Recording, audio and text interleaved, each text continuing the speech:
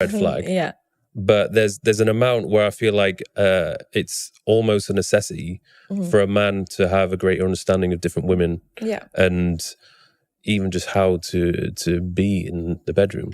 Well, I was talking about this quite recently, and I always say it's bad for both, but worse for men. And I'll tell you why. Worse for men. I'll tell you why.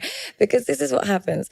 When you have a high body count, man or woman, you have to drop your standards in order to have a high body count, either in the women that you're investing in or the treatment you're getting. I think it depends who you are. It depends who you are, but the reality is, even if you're Leonardo DiCaprio or whatever it is, you have to choose a woman who's very promiscuous for her to be okay with one night stands.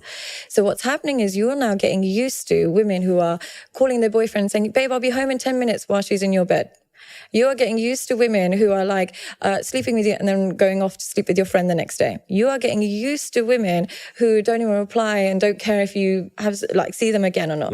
You are getting used to such low quality of women that when you meet a girl who's also low quality, but she's slightly above the usual promiscuous hoe that you're used to, you start glorifying her and thinking she's amazing because your comparison level has dropped so low.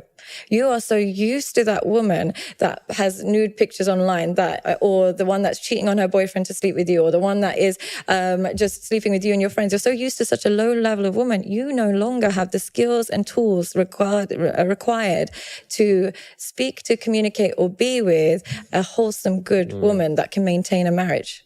You are now going to attract another broken person because your standards have dropped.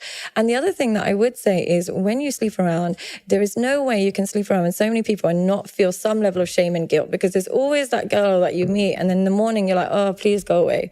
There's always that, no matter what. So when you get that level of shame and guilt, the only way to feel better about yourself is to start saying, well, it's only sex. It doesn't matter. Oh, it doesn't matter if she was a bit shit. It's only sex. When you start having that attitude, it's only sex, and minimizing the importance of sex, there is no way you can nurture that in a long-lasting monogamous relationship. You'll think it's only sex, so you can have it outside of the relationship. You'll be more polygamous. So whereas for women, it's not good either. I'm not saying it's a good thing for women, but men risk pregnancies. Yeah. Women can get rid of a baby. They have let's say a woman doesn't want to be with you. She has a baby, she gets pregnant, she gets rid of it that day. But say the average woman, if she gets pregnant with Mike fucking Thurston, she's keeping it. And you have no say in that. And now you're either stuck with this woman for the rest of your life, like to some degree, or you think, I'm not dealing with this, that's your problem, I'll pay for it, but I don't want anything to do with it. But your child is now being raised in the hands of a man that you don't know or respect, by a woman you don't know or respect. It's a big risk for a man. You've got, and all because you want to be more skilled in the bedroom. It's not worth it. It's really